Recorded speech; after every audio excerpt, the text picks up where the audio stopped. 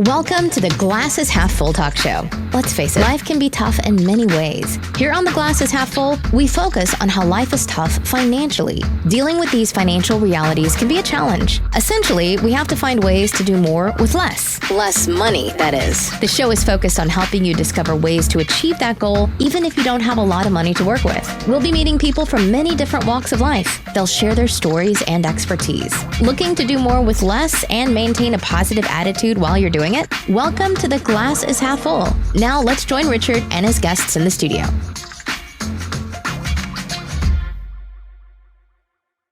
Hi everybody, Sean Killen here from the Glass is Half Full channel. We're here with Liz Enriquez, who has a fantastic story I was reading about and thought nothing better than get her on, let her fill in the blanks for us and help us understand how to be as successful as she's been able to become. Hi, Liz. How you doing? I'm well. Thank you, Sean, for having me. Of course. Thank you for coming. So I'm not even too sure where to start. I mean, there's so many different aspects to your story that are interesting, and I'm sure of interest to everybody. You want to tell me where you'd like to start telling us about your story?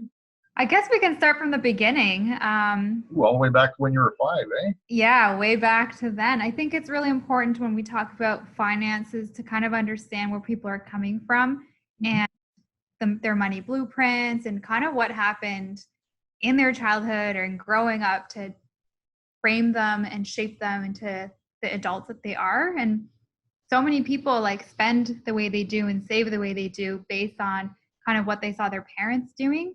Mm-hmm. I think that was a really important realization for me because I watched my parents, we moved from Mexico and I watched them work really hard to stretch a dollar. And I saw how hard it took, how much work it took to make money. So that drive is really what is instilled in me. And I really give a lot of credit to my parents for showing us really strong work ethic. And kind of that's a little bit of how it all began. I started 2 businesses. I quit my full-time job, and I've been really hustling for a long time, but it really started because I watched my parents hustle. So was there any, just as a point of curiosity, was there any particular thing when you were so young? Because most kids don't even start conceiving of the idea of money until they're much older, I would expect. So is there any particular thing that kind of kick-started your drive, other than the general definitely moving from Mexico to just shift. I think one of the earliest memories is going into a thrift store and having to buy all of our clothes from scratch because we came from Mexico. We didn't have winter clothes. We didn't really have anything to keep us warm. And I'd never been to a thrift store before, so that was kind of an interesting experience for me. I was still really young, but I just remember all of these things seeping into my mind and into my memory. When I think back, I'm like, oh, I definitely remember going to the thrift store. And then also being in school and then having definitely not the latest brands and the latest fashions. Everyone else had way warmer clothes, way cooler looking things. And I felt, just kind of comparing myself to everybody else was really impactful. And I definitely didn't feel like I belonged. I felt really behind everybody else. So all of those kind of feelings helped me, kickstart all the stuff that I wanted to do because I didn't want to feel like that. Well, your parents brought you into the equation as far as, look, we only have a certain amount of money here, so we want to stretch it, and getting you on board with how to help with that, or you just picked that up on your own? Well, they pretty much said no to everything. So anything I wanted to do. Yeah, so there was no choice really. It was, I also remember not really going on field trips when everybody else got to go on field trips because we didn't really have money to pay for the extra $20 ticket or all that stuff. So I'd have to skip out on those. So all of that was really important for me, that to shape the way I am now. Right. Got to find motivation where you can, right?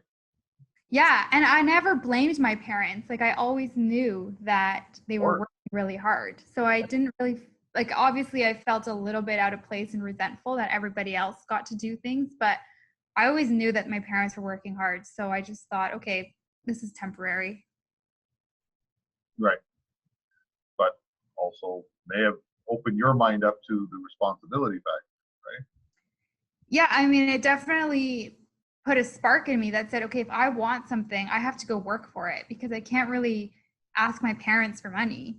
So I started working when I was like 11. I got my newspaper route, and you don't make a lot of money delivering newspaper, but I did that myself. I do know what you mean. Absolutely. yeah, you're not really making money, but just starting that, getting into those habits and seeing a little bit of pocket change come my way, I was like, okay, this is what I have to do, and this is one of the steps that is going to help me make money. And then from there I just kept building up and building up.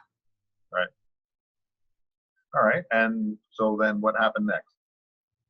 Well, really, I wanted to get out of the house because even though I have a great relationship with my parents, I was 18, they were super, super strict. They wouldn't give me any money. And I thought, I just need to get out of here. So of course I couldn't afford to move because I was still like 17, 18. And this is really when I started having anxiety attacks because I didn't know how I was going to afford my life. I wanted to go to university. I wanted to move out. I wanted to live on my own. And I looked at how much everything cost, and I was so overwhelmed with the tuition cost alone. I think I had like $500 to my name, and tuition was like $6,000 plus rent plus food. I was looking at like $8,000 that I needed, and I could not conceptualize how I could go from $500 that I had to getting $1,000 that I needed. Like, that is a huge gap that I did not understand how I could even close that gap. So those thoughts were super overwhelming. So after, some anxiety attacks, after kind of working through what was really going on, I made my first budget and made my first plan. I thought, okay, I obviously needed to get a higher paying job because I was just babysitting. So I was not making enough money to do anything. And I thought, okay, what job is going to pay me this kind of money to help me go to school? Then I started realizing that there was scholarships and bursaries. So I thought maybe this is the direction that I should focus my energy on because I had good grades. I was an active volunteer. So I thought, okay, let me just focus on this. So I started applying. I actually dropped my math class in grade 12. Yeah, and I started using, I was like, this is too hard. And I dropped it. And I used that period for full-time scholarship hunting. So instead of, most people would drop a class and then go home and I don't know, do what? Yeah, go to the mall. I dropped that class, went straight to the guidance counselor's office and treated that as a class, and then wrote essays, submitted applications. And by the end of the semester, I had my first year covered of university, and then the next half of second year covered. So, all of that, I thought, okay, that really taught me to look at creative solutions instead of just getting defeated because I had to figure out how I was going to find this money quickly. I had to really look at creative solutions and then dedicate a lot of time. Nobody just handed me these scholarships because my grades were good, but definitely not, amazing that I was just handed these scholarships. Like they were low 80s, mid 80s, just like good enough. Right. So.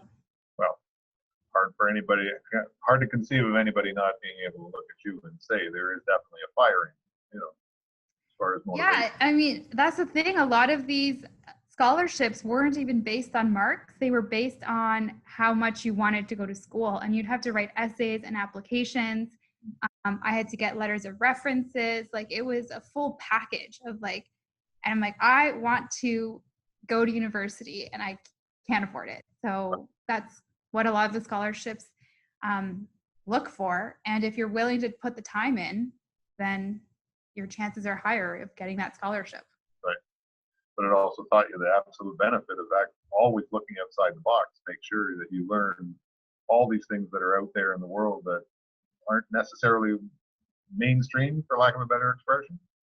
Absolutely, because if I had been working full time, I still wouldn't have been able to get that amount of money. So it was kind of this like backdoor entrance that helped me accelerate that. And because of that, because I was able to pay for school with mostly scholarships, that helped me accelerate my wealth. And so when I graduated university, I graduated debt free. When at the beginning of university, I didn't even have tuition funds. So in 4 years, well, it actually took me 5 years to finish my degree because I was working full time, but I paid off school. And then 2 years after that, I bought my first house.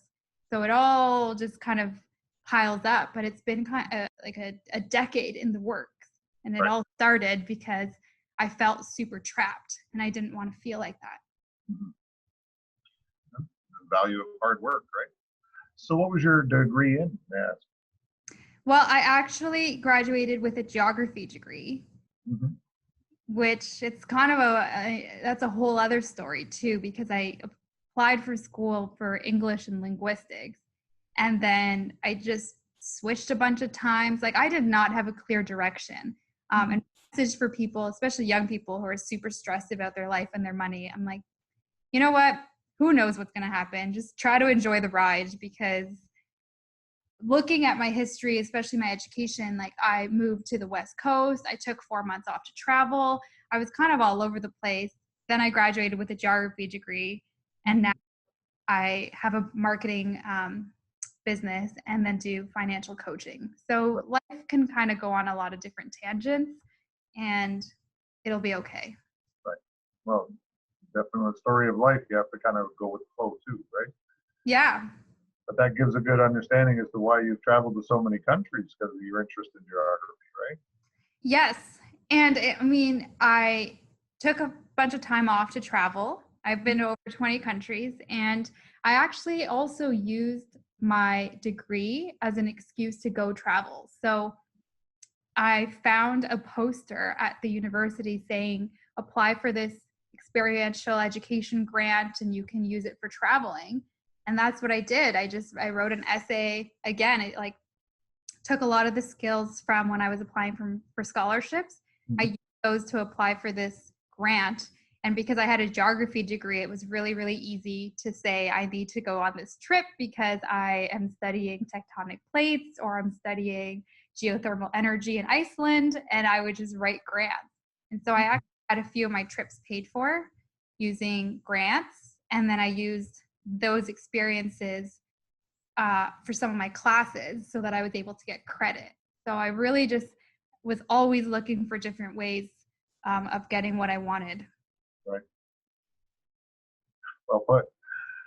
But yeah, that you even got to do all this traveling without necessarily, or using all that knowledge you learned about the grants and tuition and everything else to be able to further your passion for travel and learning about other countries firsthand and stuff. Right? Yeah, I also traveled on a budget. Like as a university student, it's pretty normal to stay at hostels. It's pretty normal to backpack. So if people really want to travel, sometimes you have to make a little bit of compromises. What kind of travel you're going to do? Because if you go to an all-inclusive, so you're going together with other people. Sometimes I would meet up with people, but I just kept my expenses really, really low when I traveled. Okay, I see. All right. And then what? What happened next? After, I mean, I still travel every now and then, but most of my traveling happened in university.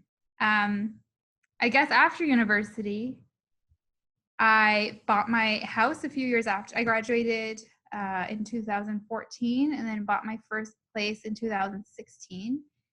And that went really well. And 3 years after, so in 2019, I bought my first duplex.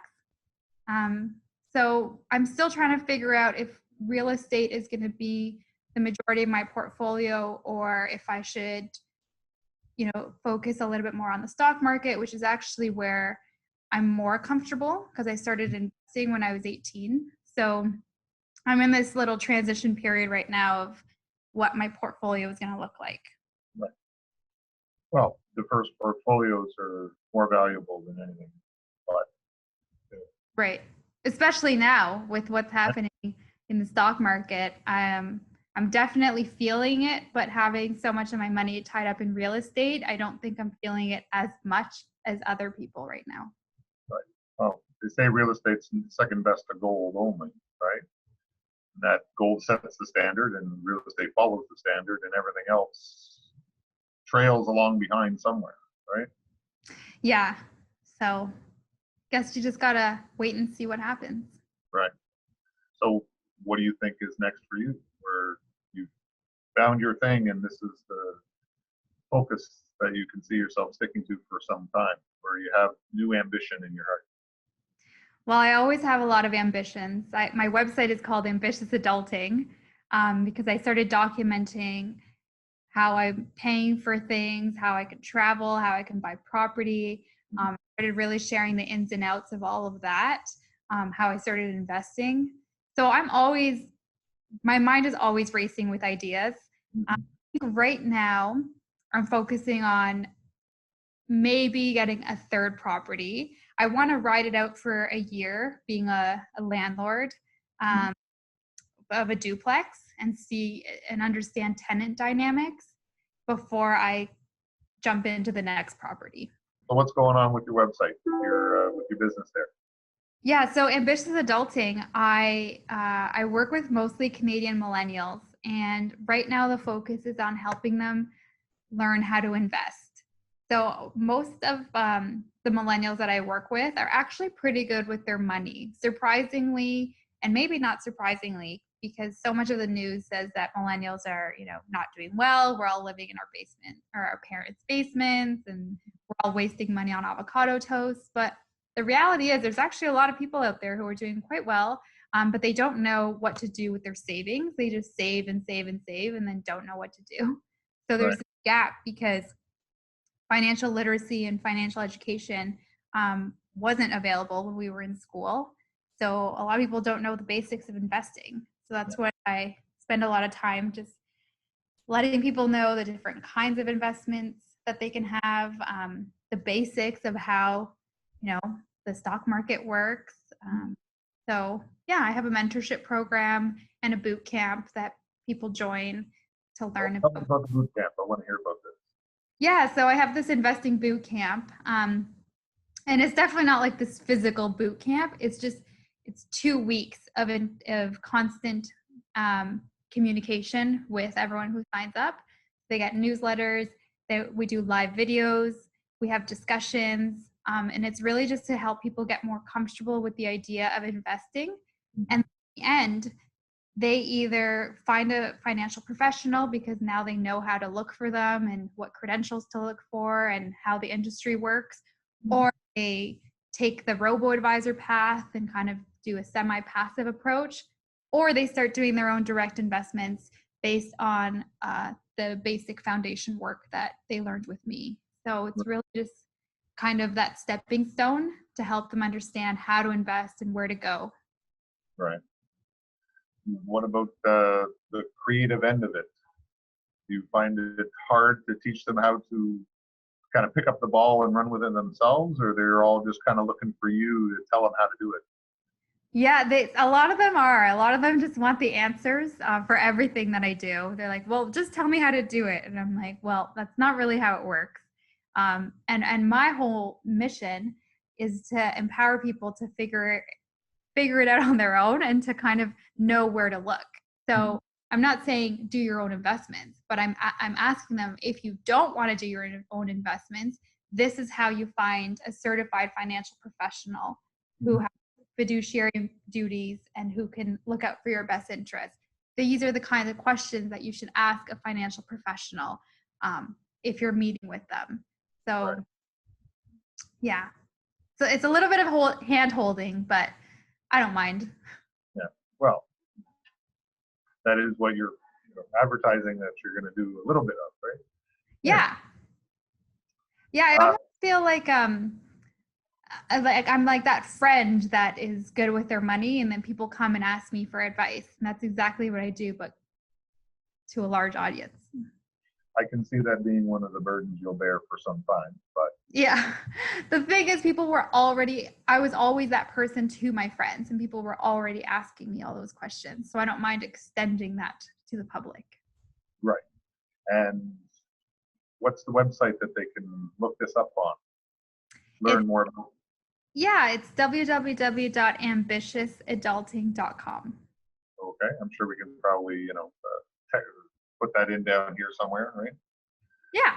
And they can also find me on Instagram at ambitiousadulting as well.